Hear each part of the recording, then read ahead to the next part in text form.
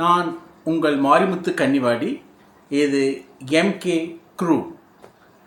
நம்ம இன்றைக்கி ஈரான் போர் அப்டேட்ஸை பற்றி தான் பார்க்க போகிறோங்க.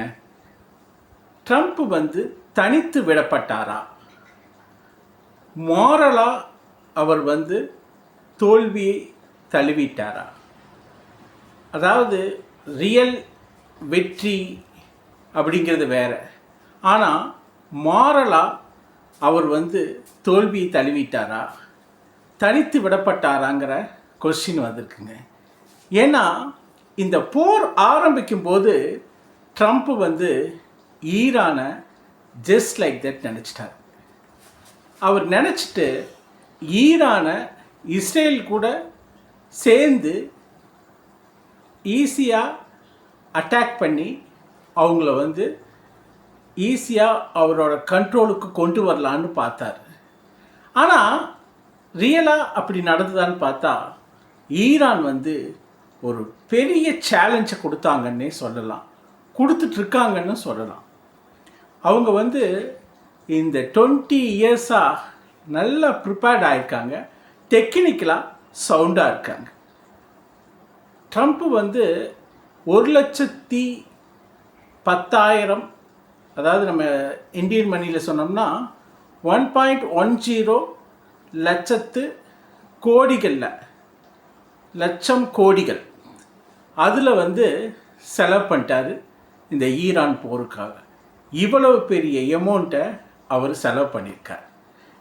ஆனாலும் இன்னும் அந்த வெற்றி அவருக்கு கிடைக்கல.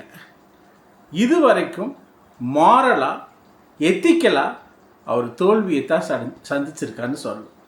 அதே நேரத்தில் அவருக்கு எல்லா நாடுகள்கிட்டிருந்தும் ஒத்துழைப்பு கொடுக்க முடியாத கண்டிஷனில் இருக்கார்.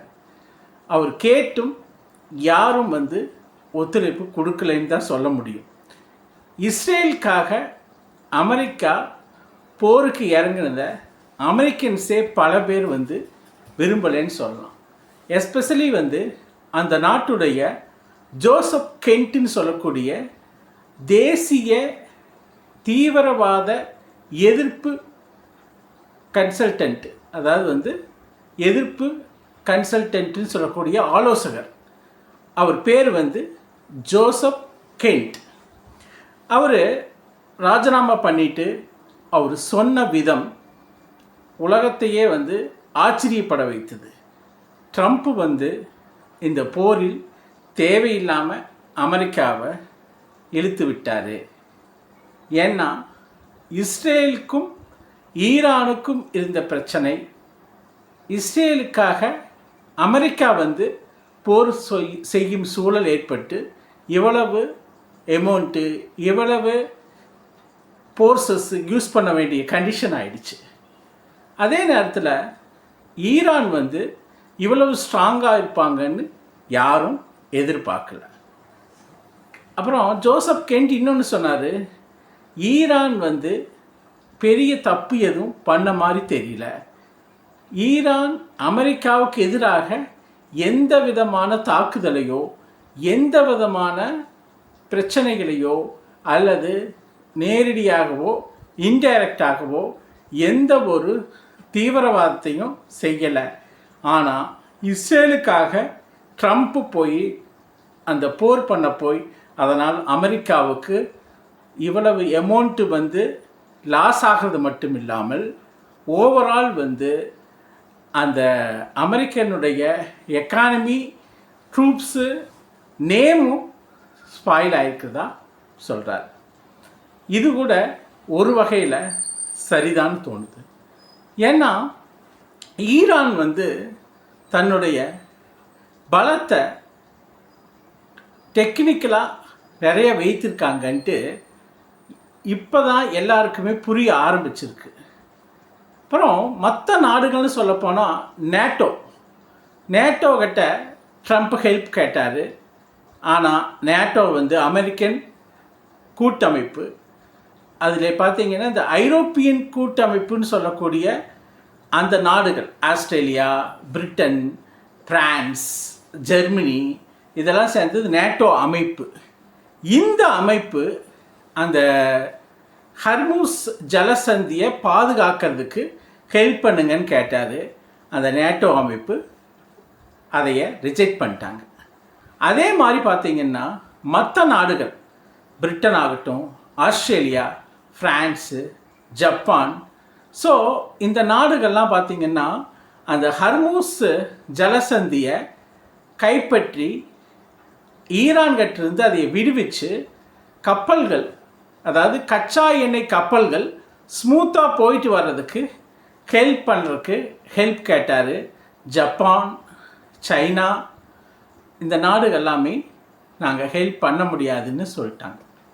ஸோ இதுவும் ஒரு செட்பேக் நம்ம ட்ரம்ப்புக்கு. ஸோ ஓவரால் பார்த்தோம்னா இன்டர்நேஷ்னல் ஹெல்ப்புங்கிறதே ட்ரம்ப்புக்கு இந்த விஷயத்தில் கிடைக்கல. நேட்டோ ஒரு பக்கம் அவங்களுடைய ட்ரூப்ஸை அனுப்புறதுக்கு ரிஜெக்ட் பண்ணிட்டாங்க. அதே மாதிரி அந்த ஹர்மூஸ் ஜலசந்தியை அந்த இடத்த கைப்பற்றி கப்பல்களை ஸ்மூத்தாக போயிட்டு வர்றதுக்கு ஹெல்ப் பண்ண சொல்லி ஜப்பான் கிட்ட கேட்டு, சைனா கிட்ட கேட்டு, மற்ற நாடு கிட்ட கேட்டு அந்த கண்ட்ரீஸும் ரிஜெக்ட் பண்ணிட்டாங்க. ஸோ இது ஒரு பக்கம். இன்னொரு பக்கம் ஈரான் மிடில் ஈஸ்ட் கண்ட்ரீஸை டார்கெட் பண்ணி அடிப்பாங்கன்னு யாரும் எதிர்பார்க்கல. ஈவன் ட்ரம்ப்பே இதையே எதிர்பார்க்கலை. ஏன்னா அவர் இஸ்ரேல் கூட சேர்ந்து டைரெக்டாக ஈரானை அடிக்கும்போது ஆட்டோமேட்டிக்காக அந்த தலைவர்களை அட்டாக் பண்ணி கொன்னுட்டா ஈஸியாக சரணடைஞ்சிருவாங்கன்னு நினச்சாரு. அவர் வித்தின் 1 வீக்கில் அவங்க சரணடைவாங்கன்னு அவர் பார்த்து தான் அட்டாக் பண்ணார். ஆனால் ரியலாக அது நடந்துதான்னா அவங்க சரண் அடையலை. அவங்க தொடர்ந்து போராடிட்டு அட்டாக் பண்ணிட்டு தான் இருக்காங்க. இதில் மிகப்பெரிய விஷயம் என்னன்னு பார்த்தீங்கன்னா, அவங்க சுற்றி இருக்கக்கூடிய கல்ஃப் கண்ட்ரீஸை துல்லியமாக அமெரிக்கன் பேசஸையும் அமெரிக்கனுடைய பெட்ரோலியம் கம்பெனிஸை, லாஜிஸ்டிக்ஸை அட்டாக் பண்ணுறாங்க. இப்படி லாஜிஸ்டிக்ஸை அட்டாக் பண்ணுறதுனால பொருளாதார லெவல்லையும் நம்ம அமெரிக்கா உங்களுக்கு ஒரு விதமான ப்ரெஷரைஸ்டு கண்டிஷனுக்கும் லாஸையும் சந்திச்சிருக்காங்க. ஓவரால் பார்த்தோம்னா பஹ்ரைன், குவைத், கத்தார், யுஏஇ, தென் சவுதி, இந்த நாடுகள் எல்லாம் அமெரிக்கனுடைய பேஸ், அதாவது மிலிட்ரி பேஸும் இருக்குது, அவங்களுடைய பிஸ்னஸ் லாஜிஸ்டிக்ஸ் இருக்குது.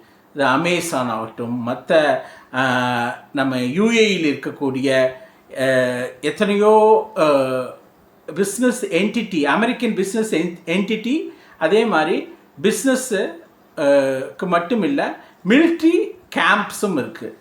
அப்புறம் சவுதியில் இருக்கக்கூடிய அராம்கோ, அதுவும் அமெரிக்கன் பேஸ் கம்பெனி. ஸோ இந்த கம்பெனிஸ் எல்லாம் கரெக்டாக துல்லியமாக பார்த்து ஈரான் அடிக்கிறாங்க.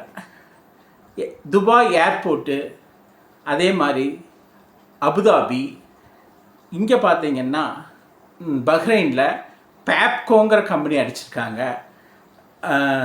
தென் யுஏஇலேயே தொடர்ந்து ஃபுஜேராவில் அவங்களுடைய ஆயில் கிடங்குகளை அட்டாக் பண்ணியிருக்காங்க. நம்ம அபுதாபிலையும் ஏர்போர்ட் சைட் நியர்பை அட்டாக் பண்ணியிருக்காங்க.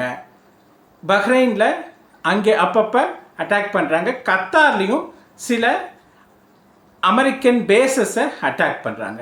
குவைத்தில் அமெரிக்கன் பேஸஸை அட்டாக் பண்ணியிருக்காங்க.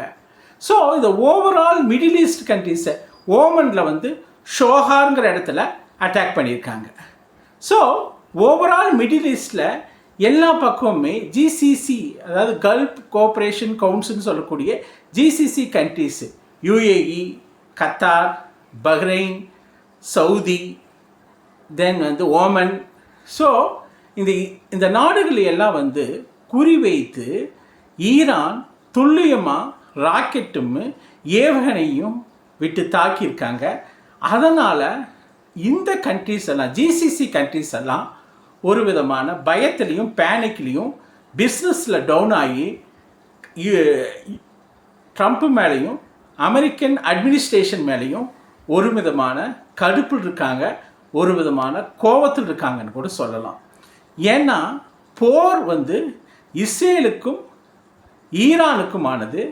இஸ்ரேலுக்கு சப்போர்ட்டாக அமெரிக்கா இறங்கி அமெரிக்காவுக்கும் ஈரானுக்குமான போர். அமெரிக்கா வந்து நினைக்கல 10,000 கிலோமீட்டருக்கு நம்ம அந்த பக்கம் இருக்கிறோம், ஈரான்லேருந்து 10,000 கிலோமீட்டருக்கு அந்த பக்கம் இருக்கோம். ஸோ போருங்கும் போது இஸ்ரேல் கூட சேர்ந்து நம்ம ஈரானை அட்டாக் பண்ணும்போது ஈரானால் ஒன்றும் செய்ய முடியாது, நம்ம ஈஸியாக இதில் வின் பண்ணிடலான்னு ட்ரம்ப்பு கால்குலேட் பண்ணார். ஆனால் அது ஈரான் வந்து டெக்னிக்கலாக ஒரு விதமான ஸ்ட்ராட்டஜிக் மூவ்னே சொல்லலாம். அந்த ஸ்ட்ராட்டஜிக் மூவ் என்னன்னு சொன்னோன்னா, அந்த சுற்றி இருக்கக்கூடிய கல்ஃப் கண்ட்ரீஸை வந்து அட்டாக் பண்ணது தான் அந்த மூவ். இதை வந்து ட்ரம்ப் அட்மினிஸ்ட்ரேஷனோ கண்டிப்பாக எதிர்பார்க்கல. ஸோ இவங்களுடைய சயின்டிஃபிக்கான ஏவுகணைகள் அதே மாதிரி ட்ரோன்ஸு அட்டாக்கிங் பண்ணது வந்து ரொம்ப ஒரு டிஃப்ரெண்ட் மெத்தடை ஃபாலோ பண்ணாங்க. அந்த அளவுக்கு டெக்னிக்கலாக ஈரான் சவுண்டாக இருப்பாங்கன்னு ட்ரம்ப்போ அவருடைய அட்மினிஸ்ட்ரேஷனோ நினைக்கல. ஸோ தொடர்ந்து வந்து இவங்க ஈரான் வந்து யூஏஇலிருந்து கல்ஃபில் UAE, Oman, Qatar, Kuwait, Saudi இந்த நாடுகளில் அமெரிக்கன் பேசஸையும் அமெரிக்கன் லாஜிஸ்டிக் பிஸ்னஸையும் அட்டாக் பண்ணிகிட்டே இருக்கிறதுனால ஓவரால் வந்து ட்ரம்ப்புக்கு ஒரு பேடு நேம் தான் சொல்ல முடியும். இந்த பேடு நேம் அப்படிங்கிறத காட்டிலும் இது வந்து பிஸ்னஸ் லெவல்லையும் அமெரிக்காவுக்கு ஒரு பெரிய தலைவலியை கொடுத்துருக்குது. யூஏயில் இருக்கக்கூடிய நாடுகளான ஜிசிசி கண்ட்ரிஸ் எல்லாம் அமெரிக்காவுக்கு அவங்க பேஸை கொடுத்து சப்போர்ட் பண்ணிகிட்டு இருந்தவங்க இப்போ ஏண்டா அமெரிக்காவுக்கு சப்போர்ட் பண்ணாங்கிற நிலைமை ஆயிடுச்சு. ஏன்னா இவங்க கண்ட்ரீஸ்க்கு பிஸ்னஸ் பாதிக்கப்படுது, இவங்க கண்ட்ரீஸ்க்கு டூரிசம் பாதிக்கப்படுது, இவங்க கண்ட்ரீஸ்க்கு ஓவரால் ஆயில் ப்ரொடக்ஷனும் ஆயிலுடைய டிரான்ஸ்போர்ட்டும் பாதிச்சிருக்கு. அதனால் அமெரிக்கா மேலே இந்த ஜிசிசி கண்ட்ரிஸே ஒரு வித கோபத்தில் தான் இருக்காங்க. இது ஒரு பக்கம் இருந்தாலும் ஈரானுடைய பெரும் தலைவர் அலி கமானி, முஸ்தபா கமானி இவங்கள வந்து அலி கமானியை அட்டாக் பண்ணி கில் பண்ணிட்டாங்கன்னு தெரியும். ஆனால் முஸ்தபா கமானியை வந்து ஒரு கால் துண்டிக்கப்பட்டு ரொம்ப சீரியஸாக இருக்காருன்னு சொல்லி ட்ரம்ப் சொல்கிறார். அவர் ரஷ்யாவில் ட்ரீட்மெண்ட் எடுத்துக்கொண்டு இருக்கிறான்னு சொல்லி ட்ரம்ப்புடைய ஊடகங்களும் ட்ரம்ப்பும் சொல்கிறாங்க. எந்த அளவுக்கு உண்மைன்னு தெரியல. பட்டு முஸ்தபா கமானி உயிரோடு தான் இருக்காருங்கிறது எல்லாத்துக்கும் ஒரு தெரிஞ்ச விஷயம். இனியும் எதுவும் பெருசாக டிக்ளேர் பண்ணலை. இப்போது ட்ரம்ப்பு வந்து ஓவரால் இந்த ஈரான் போரில் என்னதான் ஈரான் சைடு பெட்ரோலியம் டெஹ்ரானில் இருக்கக்கூடிய டெஹ்ரான்கிறது ஈரானுடைய ஹெட் கேபிட்டல், அங்கே இருக்கக்கூடிய பெட்ரோலியம் கம்பெனிஸை நிறைய வந்து டார்கெட் பண்ணி அட்டாக் பண்ணி அவங்க பேஸஸை வந்து அழித்தாலும் இப்போது ஈரான் தன்னுடைய பாணியில் தொடர்ந்து அட்டாக் பண்ணிட்டு தான் இருக்காங்க.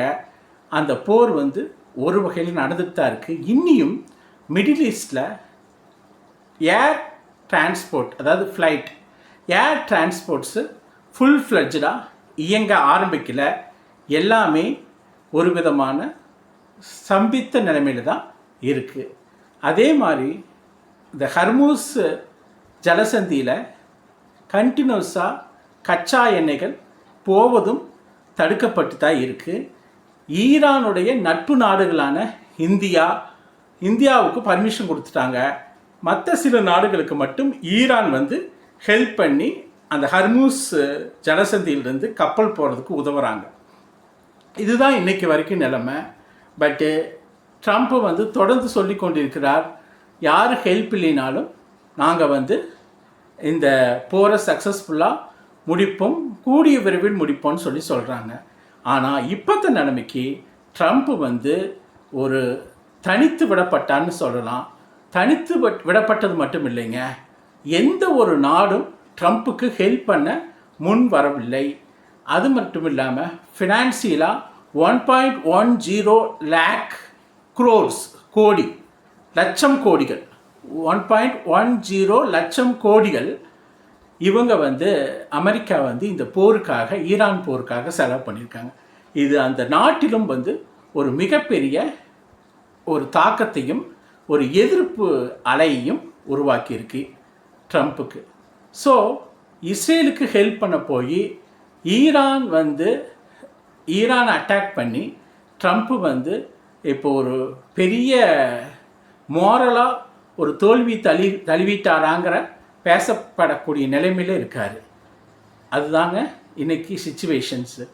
ஈரான் பார்த்திங்கன்னா என்னதான் நிறைய லாஸ் ஆனாலும் அவங்க இந்த அளவுக்கு இண்டிவிஜுவலாக கெப்பாசிட்டியோட போராடினதை நடுநிலையாளர்கள் பாராட்டுறாங்க.